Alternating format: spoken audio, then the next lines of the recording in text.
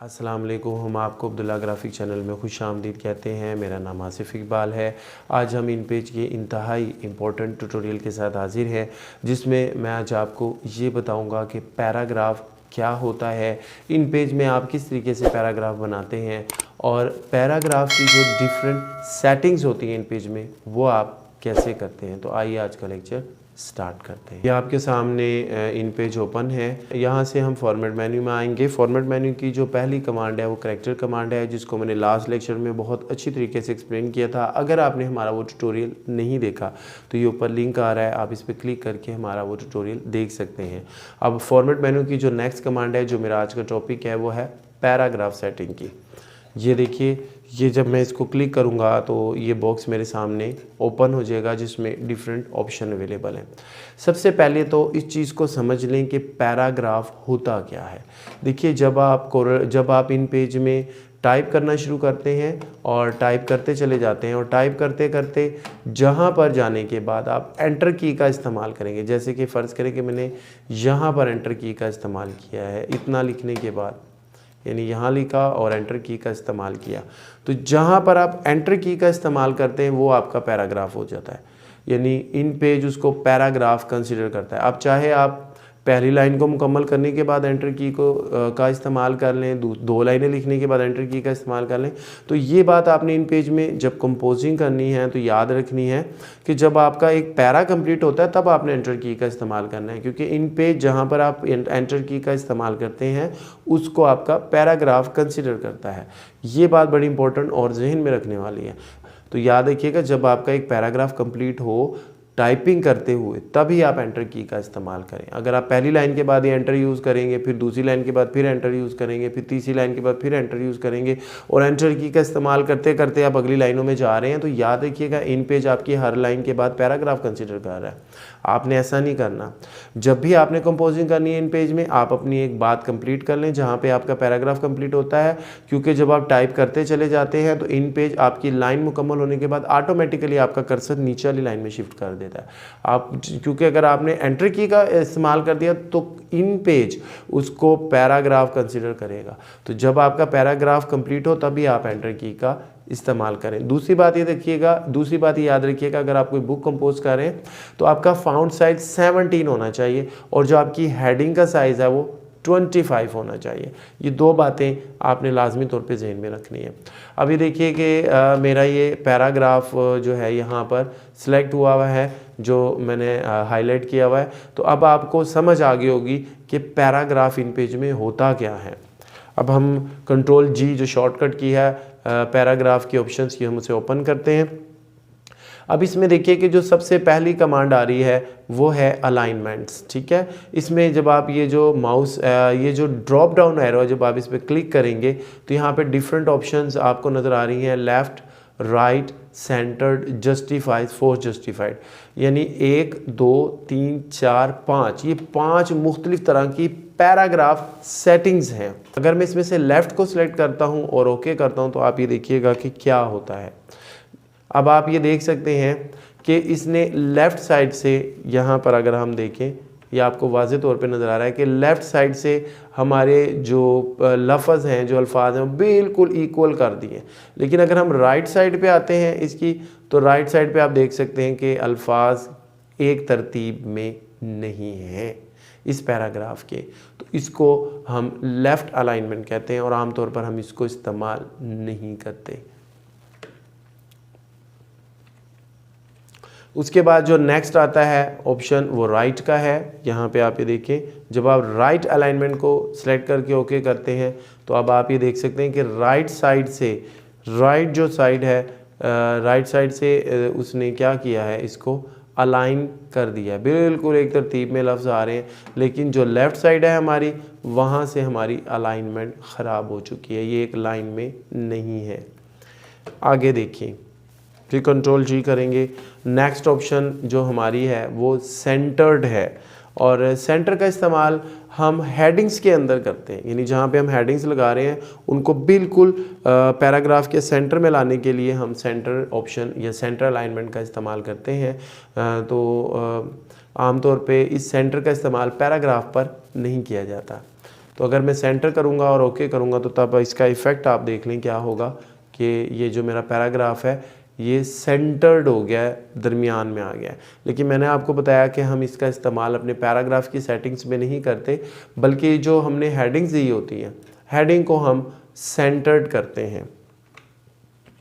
ये देखिए यहाँ पे आएंगे तो ये सेंटर्ड की ऑप्शन है, इसको आपने क्लिक करना है, सिलेक्ट करना है और ओके कर देना है, तो ये सेंटर्ड हो जाएगा।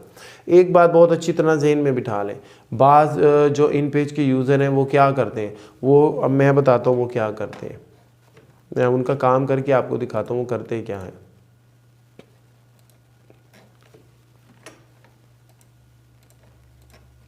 अब देखिए जैसे ये हेडिंग है वो इसको जनाब सेंटर करना चाहता है, वो क्या करते हैं, स्पेस बार का इस्तेमाल करते हैं, स्पेस बार के ज़रिए प्रेस कर करके इसको सेंटर में लाने की कोशिश करते हैं, और ये मेथड इंतहाई गलत है। प्रोफेशनली ना तो ये सेंटर होगा और ना ही ये आप अंदाजे से सेंटर करेंगे। आपने अगर एग्जैक्ट इसको सेंटर करना है तो प्रोफेशनली इसका मेथड ये है, कंट्रोल जी करें, यहाँ से आपने अलाइनमेंट्स में से जो है वो सेंटर को सिलेक्ट करना है और उसके बाद इसको ओके कर देना है, तो ये बिल्कुल आपकी हेडिंग को सेंटर कर देगा। उसके बाद हम नेक्स्ट आते हैं, जो बड़ी अहम बात आप समझाने लगा हूँ कि हम फिर पैराग्राफ को कौन सी अलाइनमेंट देते हैं इन पेज में। इन पेज में पैराग्राफ को जस्टिफाई की अलाइनमेंट दी जाती है। यहाँ से कंट्रोल जी करके दोबारा इसे ओपन करेंगे, इसमें जो जस्टिफाई का ऑप्शन आपको नज़र आ रहा है, हम ये जस्टिफाई को सिलेक्ट करेंगे और ओके करेंगे, तो अब क्या करेगा, ये राइट साइड से भी बिल्कुल अलाइन करेगा, बिल्कुल बराबर बराबर अल्फाज आ जाएंगे, और लेफ़्ट साइड से भी ये बिल्कुल अलाइन कर देगा, और लेफ़्ट साइड से भी आपके जो लाइंस हैं उनकी तरतीब हो जाएगी। तो ये उसके बाद इसकी एक और ऑप्शन भी होती है, वो होती है फोर्स जस्टिफाई की।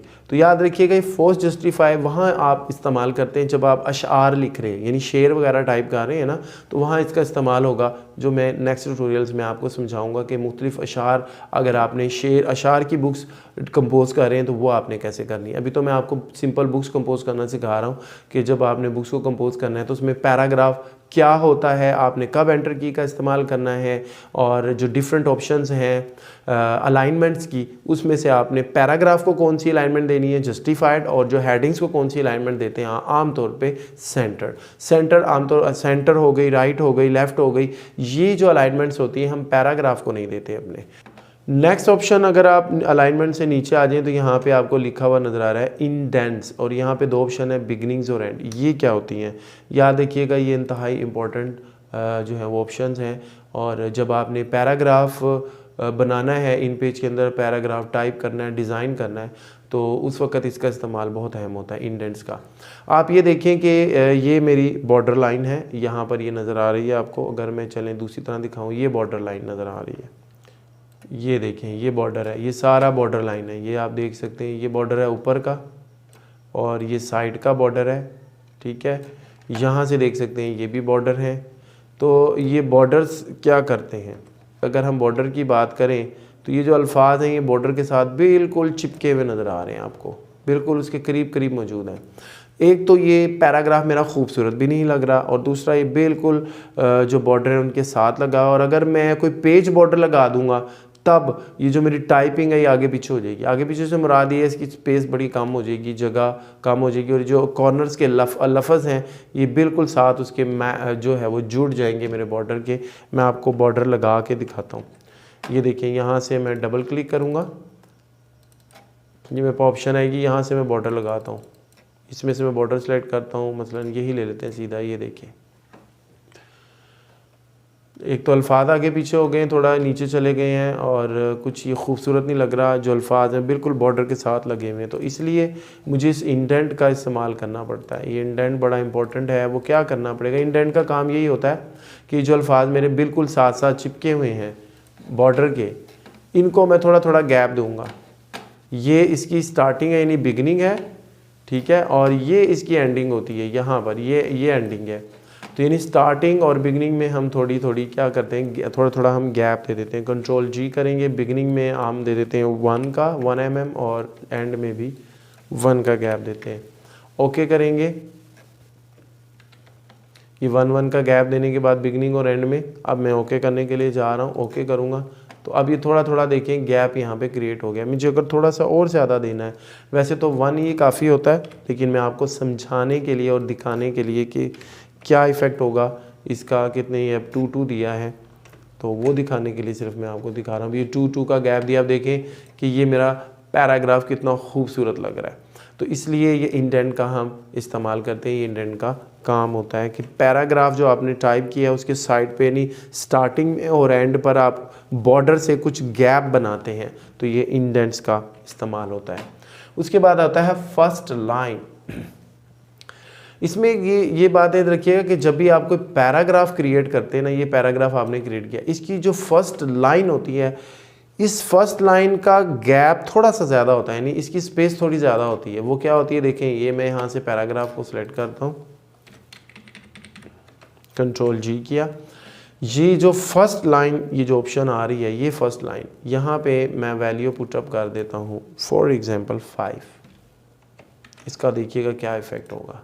ये देखिए, ये जो मेरी पहली लाइन थी पैराग्राफ की, ये वाली लाइन, इसको आप देख सकते हैं कि अब इसका गैप ज़्यादा आ गया, यहाँ से गैप ज़्यादा आ गया। और यही जब भी हमने पैराग्राफ क्रिएट करना है तो उसकी पहली लाइन का गैप थोड़ा सा हम ज़्यादा रखते हैं। बाज़ बच्चे क्या करते हैं, वही स्पेस बार का इस्तेमाल कर करके इसको आगे करते हैं, इस तरह उसको आगे करने की कोशिश करते हैं। तो इस तरह अपने स्पेस बार के इस्तेमाल से इसको आगे नहीं करना, बल्कि जो प्रोफेशनली मेथड है, आपने कंट्रोल, पहले आप इसको सिलेक्ट कर लें, अपने पैराग्राफ को सिलेक्ट करने के बाद कंट्रोल जी करें और इंडेंट जितना देना चाहते हैं 5 दिया है मैंने, आप 10 भी कर लें, सिर्फ समझाने के लिए आपको 10 कर रहा हूँ ताकि आपको डिफरेंस समझ में आए। ये देखिए अब ये खूबसूरत नज़र आ रहा है, इसको हम इंडेंट का नाम देते हैं, ये इंडेंट्स होती हैं। उसके बाद हम नेक्स्ट ऑप्शन की तरफ आते हैं। यहाँ पे आपको नज़र आ रहा है लाइन स्पेसिंग की ऑप्शन, यकीनन आप पढ़ रहे होंगे। ये लाइन स्पेसिंग आपको वाज़े तौर पे नज़र आ रहा है, मैंने जूम कर दिया है। अब लाइन स्पेसिंग के अंदर 2 ऑप्शंस हैं, एक लाइन की हाइट है और एक इंटरलाइन गैप है। ये जो लाइन की हाइट है ना, ये बड़ी इंपॉर्टेंट है। यहाँ पे इस वक्त ऑटो आ रहा है, अब ये आपको समझना है लाइन स्पेसिंग क्या चीज़ है, ये आप समझें। देखिए ये जो आपने पैराग्राफ टाइप कर दिया है, इस पैराग्राफ में ये देखें, ये पहली लाइन थी, ये दूसरी, ये तीसरी, ये देखें ये डिफरेंट लाइन। अब एक लाइन और दूसरी लाइन के दरमियान का गैप देखें, ये देखिए, ये आप गैप देख रहे हैं, एक पहली लाइन और दूसरी लाइन में काफ़ी ज़्यादा गैप है। ऐसे लग रहा है, ऐसा फील होता है कि ये हर लाइन अलग अलग है। ये पैराग्राफ की जो लाइनों का ना आपस में कोई लिंक नहीं लगता, ये एक दूसरे से कुछ जुड़ी हुई नहीं लगती। तो इसका ये जो गैप, इसकी जो हाइट है वो हम कम करेंगे लाइनों के दरमियान। मैं किसकी बात कर रहा हूँ, मैं इस गैप की बात कर रहा हूँ।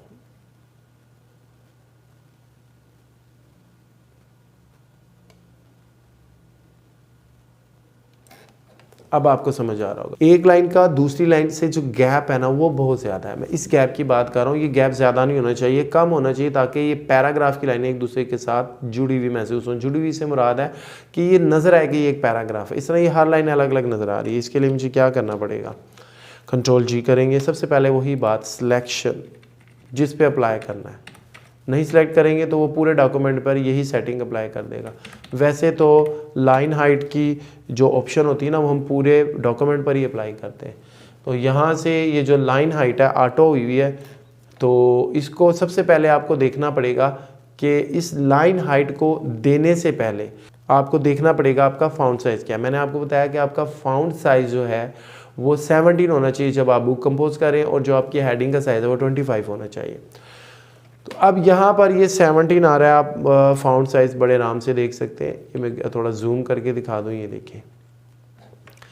अब हम यहाँ से इसको अंदाजे से, वैसे तो आमतौर पे हम अगर हम 25 लिख दें यहाँ पे तो देखेंगे कि हमारा क्या आता है। 25 आई थिंक कि ये बेहतर हो गया है।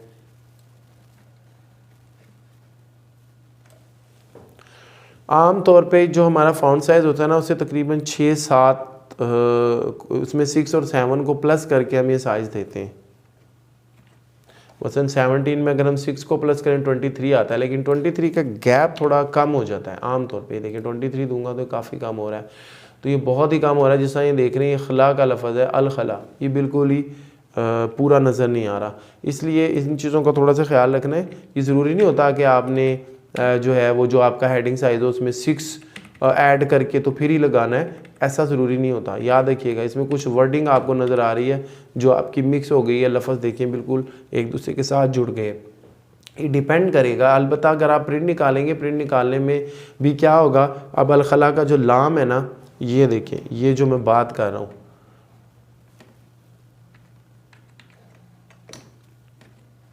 ये देखिए अलखला लिखा हुआ ना, ये खला सॉरी ये खुला लिखा ना, अल खुला, ये खुला का ये जो लाम है जब आप प्रिंट निकालेंगे ना तो ये पसंदीदा के या के जो नुक्ते हैं उसके साथ जुड़ा हुआ होगा।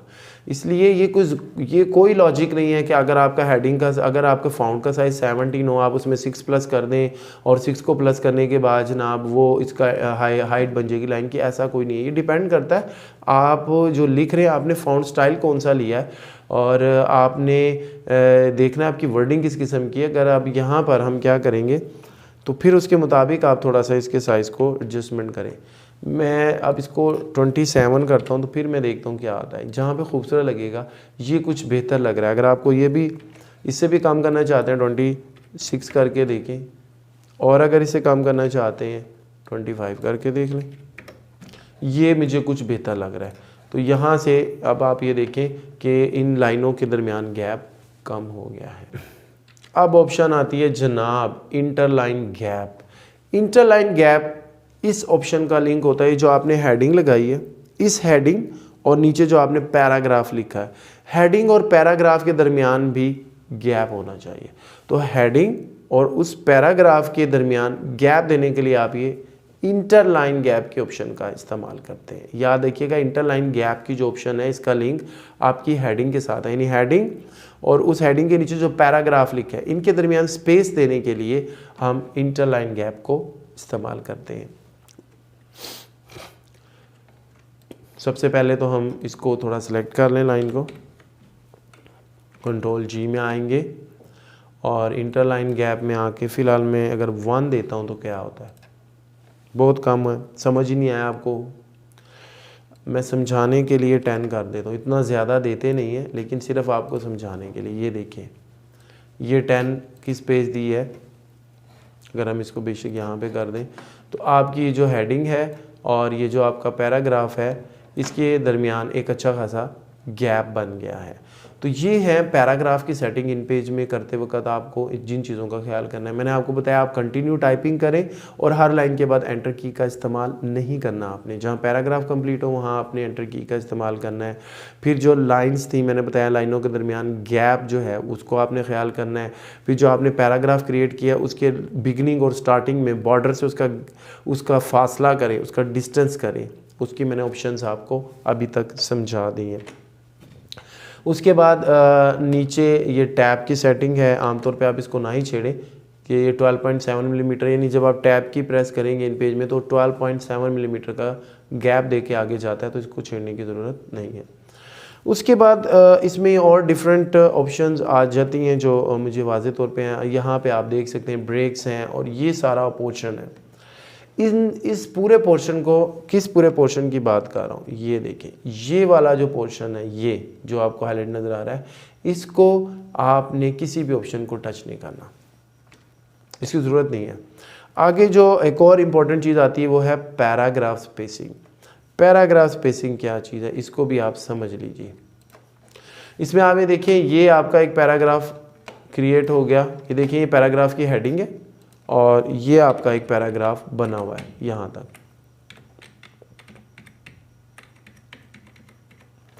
उसके बाद दूसरा पैराग्राफ ये आपका है। अब हम क्या करते हैं कि एक पैराग्राफ अगर हम मसलन एक हेडिंग के, अब देखें ना यहाँ तो एक हेडिंग थी, उस एक देखें यहाँ पर तो एक हेडिंग थी, उस एक हेडिंग के अंदर एक ही पैराग्राफ था। अभी ज़रूरी तो नहीं है, एक हेडिंग के अंदर एक से ज़्यादा पैराग्राफ भी हो सकते हैं। मसलन मैं इस हेडिंग को आउट कर देता हूँ, ये देखिए मैं एक मिसाल दे रहा हूँ। अब एक हेडिंग के अंदर 2 पैराग्राफ आ गए लेकिन इन दोनों पैराग्राफ के दरमियान कोई स्पेसिंग नहीं है, तो इन दोनों पैराग्राफ के दरमियान भी हमें स्पेस देना होगी। तो उसके लिए फिर हम ये ऑप्शन यूज़ करते हैं before and after paragraph spacing. मैंने आपको ये बता दिया है जहाँ एंटर की यूज़ की है इन पेज उसको कंसिडर कर रहा है कि ये आपका पैराग्राफ है। अब आपने चाहे पहली लाइन के बाद कर दी है, तो लिहाजा एंटर की का इस्तेमाल आपने ध्यान से करना है जब आप कंपोजिंग करेंगे। ये चीज़ें कंपोजिंग करते वक्त ख्याल रखनी पड़ती है। जनाब हम यहाँ पे पहले कोई तकरीबन 1 का गैप दे के देखते हैं। ये देखिए कम है, हमें शो नहीं हो रहा। मैं मसलन यहाँ पे कोई 10 कर देता हूँ ताकि कोई शो हो, समझ में आए। ये देखिए अब आपको समझ आया होगा कि इसने यहाँ पर पैराग्राफ के दरमियान काफ़ी गैप क्रिएट कर दिया, लेकिन हम ये 10 का नहीं देते, हम तकरीबन 1 ही रखते हैं। 1 मिलीमीटर का ही गैप काफ़ी होता है एक से दूसरे पैराग्राफ में। आफ्टर ये होता है कि एक पैराग्राफ जहाँ आपका कंप्लीट हुआ है उसके बाद बिगिनिंग, देखिए 2 ऑप्शंस है ना यहाँ पर, एक है बिफोर, एक है आफ्टर। यानी पैराग्राफ के शुरू में आप कितनी स्पेस देना चाहते हैं, ये वाले यानी शुरू में, और पैराग्राफ जहाँ ख़त्म होता है तो बाद में कितनी स्पेस देना चाहते हैं, ये आपने सिलेक्ट करना है इन दोनों ऑप्शंस के अंदर। उसके बाद ये लास्ट है, कोई ख़ास इंपॉर्टेंट नहीं है लेकिन फिर भी बता देता हूँ। इसमें यह करैक्टर अलाइनमेंट्स है लैटिन और अरेबिक। चूँकि मैं उर्दू टाइप कर रहा हूँ तो मैं अरेबिक लूँगा, इंग्लिश टाइप करनी है तो आपने लैटिन लेना है। ये बस इसका इस्तेमाल था। तो ये पैराग्राफ की डिफरेंट सेटिंग्स थी। जब आपने पैराग्राफ को लिखना है तो आपने किस तरीके से टाइपिंग करनी है, एंटर की का इस्तेमाल कब करना है, और जब आप पैराग्राफ लिख लेते हैं तो उसकी बिगनिंग और स्टार्ट में पैराग्राफ की आपने किस तरह स्पेस देनी है, लाइनों के दरमियान जो उनकी हाइट है उसको किस तरह कम करना है। एक छोटी सी बात ज़रूर बताऊं कि जो इतना सारा काम मैं कंट्रोल जी करके और ये पैराग्राफ के का जो मेन्यू बार है या पैराग्राफ का बॉक्स है और प्रॉपर्टी बॉक्स, उसमें जाके मैंने चेंजिंग्स की है। ये सारी ऑप्शंस तकरीबन आपको यहाँ पर अवेलेबल है। मैं आपको दिखाऊँ, अगर हम अलाइनमेंट की बात करें तो ये अलाइनमेंट्स हैं आपकी। मैं थोड़ा जूम कर दूँ आपको, ये अलाइनमेंट्स हैं। ये आपकी राइट है, लेफ़्ट है, सेंटर्ड है, जस्टिफाई और फोर्स जस्टिफाई है। उसके बाद मैंने जो नीचे ऑप्शन यूज़ की थी वो हाइट की थी। तो यहाँ पर ये देखें, ये हाइट की ऑप्शन आ रही है जहाँ से आप लाइनों के दरमियान हाइट कर सकते हैं। लाइनों के दरमियान अगर आपने जो गैप यानी एक और दूसरी लाइन के दरमियान जो गैप था वो ऑप्शन यहाँ पर अवेलेबल है। इधर से यहाँ पे आप उसको चेंज कर सकते हैं बजाय उधर जाने के। ठीक है। उसके बाद जो लास्ट में मैंने आपको बताया था कि अगर आप उर्दू टाइप कर रहे हैं तो आपने या इस एरो को सिलेक्ट करना है, इंग्लिश टाइप कर रहे हैं तो इसको सिलेक्ट करना है। ये भी मैं थोड़ा सा भी मज़ीद इसको डिटेल से समझाऊंगा कि ये उर्दू और इंग्लिश का क्या ताल्लुक़ है और ये क्या लिंक है। देखिए अभी तो मैंने उर्दू लिखी है ना, जब मैं उर्दू टाइप करता हूँ, देखिए जिस समय यहाँ उर्दू टाइप करता हूँ, मेरा नाम आसिफ इकबाल है। लेकिन अगर मैंने इंग्लिश टाइप करनी है और माई नेम इज़ आसिफ, तो ये अगर मैंने उर्दू टाइप करनी है तो ये इस साइड से नहीं शुरू होनी चाहिए, ये तो लेफ़्ट साइड से शुरू होनी चाहिए। इसलिए मैं इस ऑप्शन को यहाँ से यूज़ करूँगा। ये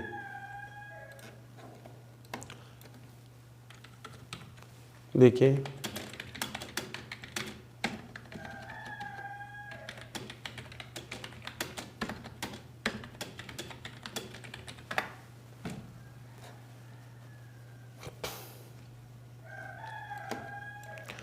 आपको यकीनन एक मुर्गे की आवाज़ भी आ रही होगी क्योंकि ये फजर से पहले का वक़्त है, ये तहज्जुद का टाइम है जिस वक़्त मैं ये अपना इन पेज का लेक्चर रिकॉर्ड कर रहा हूँ।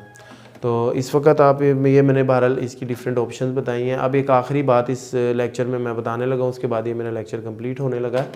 देखिए कि जब आपने पैराग्राफ सेट करना होता है और जब आप पैराग्राफ को लिख रहे होते हैं, बुक को कंपोज करते हैं, जब अगर किसी ऑथर का या किसी शख्सियत का जो कॉल होता है उस कॉल को इक्तबास कहते हैं। उसको क्या कहते हैं? इक्तबास। वो इक्तबास जब आपने लिखना है ना तो उसको हमने काफ़ी ज़्यादा बिगनिंग्स और एंड से गैप दे के थोड़ा सेंटर्ड करना होता है। मिसाल के तौर पे जिस तरह लिखा हुआ है यहाँ पे कि मौलाना अहमद रज़ा ख़ान फरमाते हैं, ये लिखा। अब इनका ये जो कॉल है हमने इसको सिलेक्ट करना है सारे को।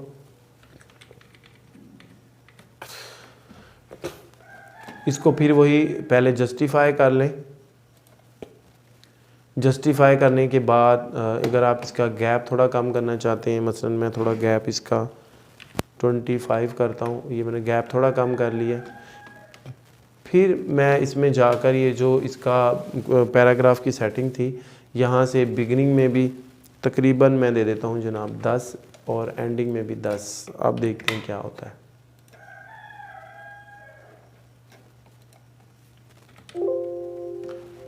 मज़ीद अगर हम इसको गैप देना चाहते हैं तो मज़ीद इसे छोटा कर सकते हैं,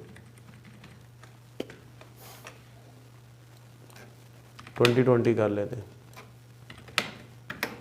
ये देखिए, तो ये इक़्तिबास कहलाता है। और जब आपने किसी भी शख्सियत का कॉल अपनी बुक के अंदर कंपोज करना है तो तब आपको इस तरह से बिगिनिंग और एंड में गैप ज़्यादा देना पड़ेगा, जो ये ज़ाहिर करेगा ये किसी शख्सियत का कॉल है।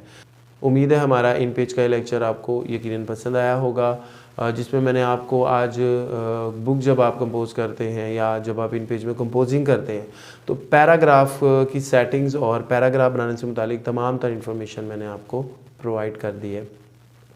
तो हमारे नेक्स्ट ट्यूटोरियल का इंतज़ार कीजिएगा। और इस लेक्चर के दौरान आपको यकीनन मुर्गे की अजान की भी आवाज़ आ रही होगी कि मुर्गा बोल रहा है। असल में इस वक्त ये तहज्जुद का टाइम है, फजर से पहले का वक्त है जब मैं ये रिकॉर्डिंग कर रहा हूँ, तो इसलिए ज़ाहिर बात हो चुके फजर होने वाली है और मुर्गा भी बांग दे रहा है, तो लिहाजा अब फजर का भी वक्त होने वाला है। तो अब हम भी अपना ये लेक्चर क्लोज़ करने की तरफ जा रहे हैं।